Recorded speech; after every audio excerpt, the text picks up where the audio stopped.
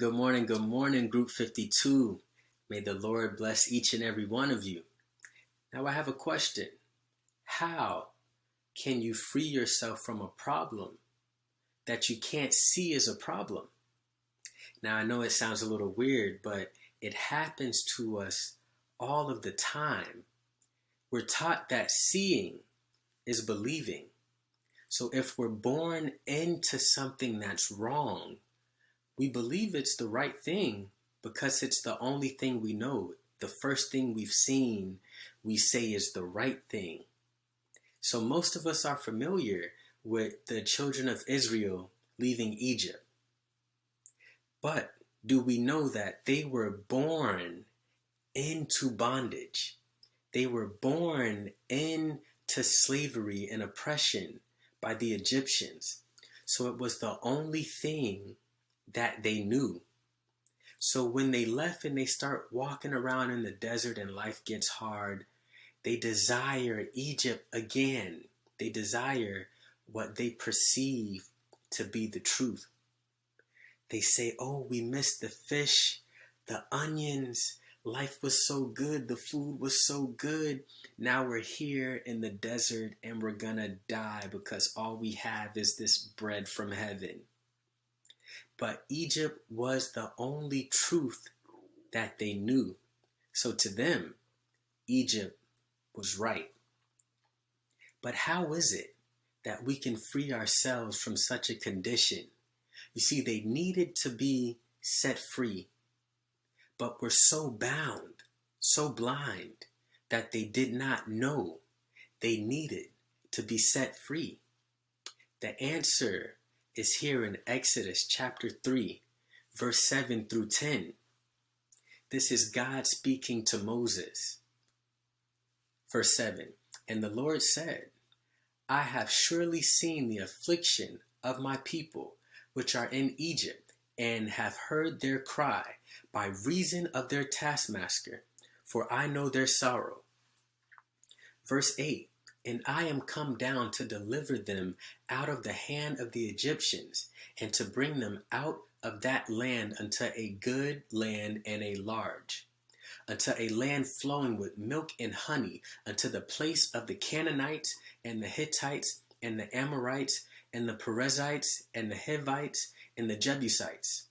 Now, therefore, behold, the cry of the children of Israel is come unto me, and I have also seen oppression wherewith the Egyptians oppressed them. Come now, therefore, and I will send thee unto Pharaoh, that thou mayest bring forth my people, the children of Israel, out of Egypt. That was a lot of reading, but did you catch the answer?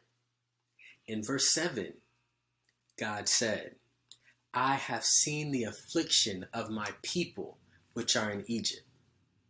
Verse 8, God said, and I am come down to deliver them out of the hands of the Egyptians.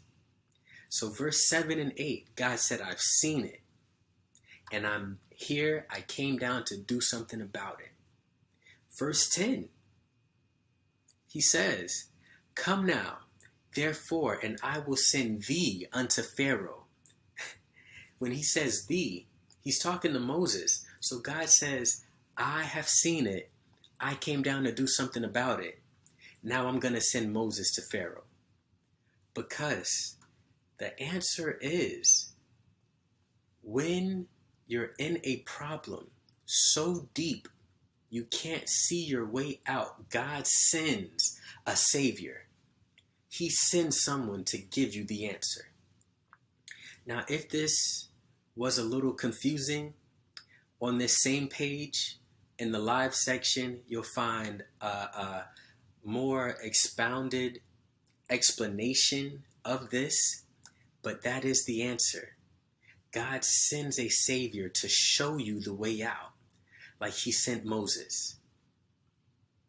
He sends you a savior. So this week, Group 52, ask yourself, do I need to lean on my community for anything to point the way out? Is anyone trying to guide me out of something that I just believe is right?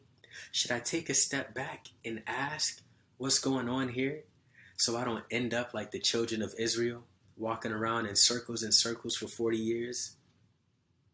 So this week, Group 52, ask yourself, are you helping someone else find freedom? If not, you might be the one that needs freedom. So lean on your community, help your community, have the best week of your life. Share this video, and if you need a bigger explanation, it's in the live section. Thank you, and have the best week of your life.